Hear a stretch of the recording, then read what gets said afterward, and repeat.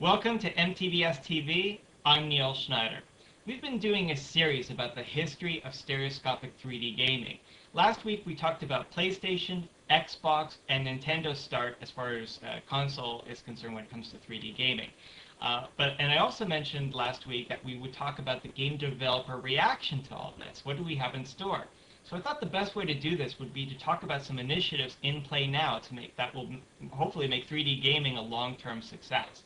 Let me start by telling you about Meant to Be Seen. I know I touched on this before, but let me quickly recap. It dates back to March of 2006. This was a time when, everyone was frustrated. Customers, gamers like myself, wanted compatibility with the favorite games, but it just wasn't happening. The software drivers that were making it possible weren't coming out on a regular basis, and with time, the games were growing less and less compatible with 3D gaming.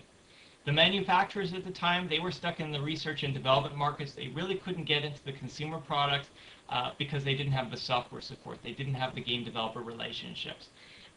And the game developers, well, they had absolutely no interest at all when it came to 3D gaming. They just had no justification because they were already making money hand over fist, and there just wasn't a value proposition for them yet. So what happened was, Meant to Be Seen itself was really started out as an idea. I posted on the NVIDIA forums, which were, of course, and they still are, very popular discussion forums when it came to stereoscopic 3D. And the idea was this. Could, if we were to form an advocacy group, a gamer-driven or a consumer-driven advocacy group, could we demonstrate enough demand to get all these parties interested again, so that displays would come out for consumers, game developers would take an interest in 3D, and most importantly, gamers like myself could play their favorite games in stereoscopic 3D all over again. Very exciting stuff. Now, what was the reaction to this? Well, the response was very positive. And in fact, IZ3D became our first sponsor, though it was, the organization 100% owned and operated by myself. It was suggested that, it's been suggested that IZ3D owned MTBS. Nothing is further from the truth. So MTBS was founded and released in March of 2007. And since then, it has grown to between 3 to 5 million page views per month. Our forums are getting very close to over 50,000 posts, which I think is something else. And as an organization and a website, it's been very well featured by the media. Now, what's the byproduct of all this? Well, I'm very flattered that I've been invited to speak at several conferences around the world about stereoscopic 3D gaming. And I learned a few things along the way. First, in my opinion, 3D gaming was very much disrespected and underrepresented, at some of these conferences. Let me share with you an example. This is Buzz Hayes, NAB Show 2009. See what you think. Another thing that we think we know is we hear a lot of opinions about what the killer app for 3D in the home will be. How many of you think it's sports? Very few. Interesting. How many think it's games? A lot more. Okay. Movies. A lot more as well. Okay. Pornography. And a few hands go up on that one too. Thank you, Pat.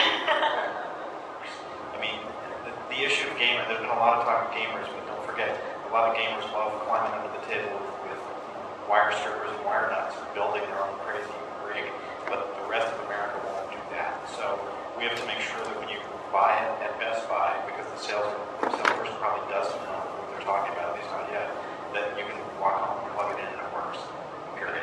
Now, for those unfamiliar, Buzz Hayes is senior producer for Sony ImageWorks. Now, I have nothing personal against Buzz Hayes.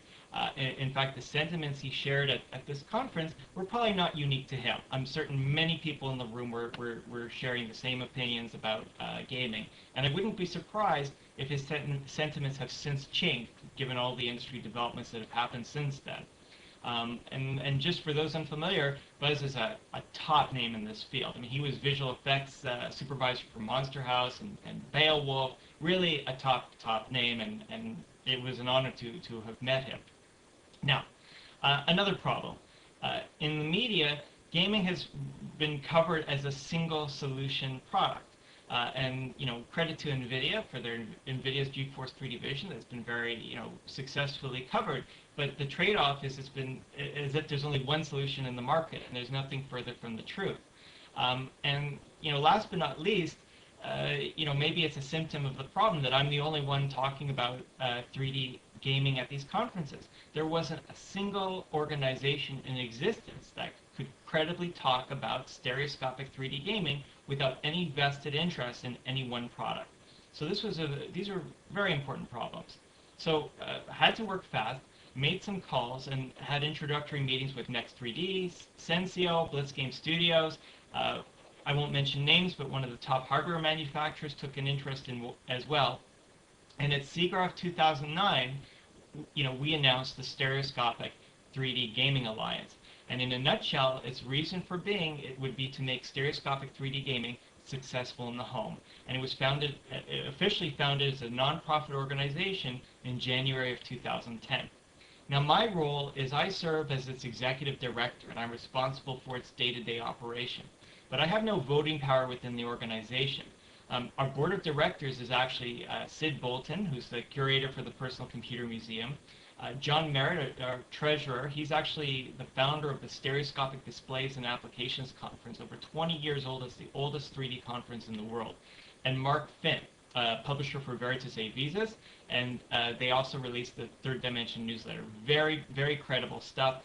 It was critical for the organization that the board of directors had no vested interest in any given technology. So that was very important.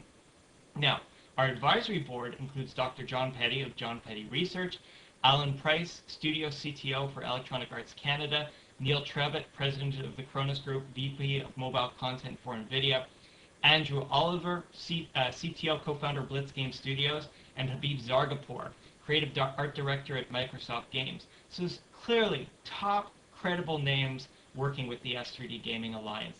And as far as members are concerned, Electronic Arts, Blitz Game Studios, LG Electronics, RealD, Sensio, DDD, check it out, s3dga.com. You can see a full list of our members. Very proud of it, that the industry's been getting involved like this.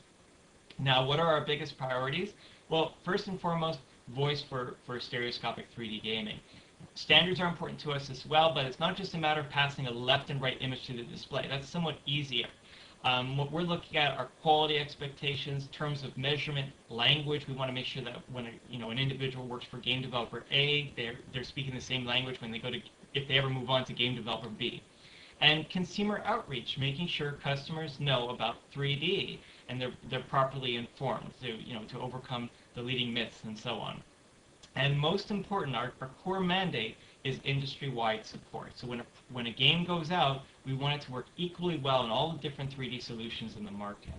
Now, we are succeeding in many ways. I'm actually very proud of the organization and what it's done in a very short period of time, but we have to also understand that the nature of the gaming market is very different from Blu-ray. In the case of Blu-ray, the leading adversaries, worked cooperatively to back it. In gaming, my experience, it's much more political.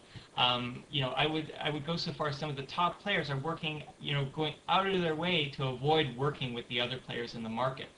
And it's sadly ironic because we know that gaming is higher in demand among consumers than Blu-ray, than sporting events, and broadcasting in 3D. So what's the answer to this conundrum? Well, the core foundation of S3DGA is to put the power in the hands of the artists, the game developers. Why? Because our organization is literally dependent on the game developers and their content. And that being said, we think it's the game developers that should very much chart this industry more so than anyone else. And that's it. That's our series on stereoscopic 3D gaming history. I hope you enjoyed it. Please check us out regularly and go to s3dga.com to learn more. Thanks for watching.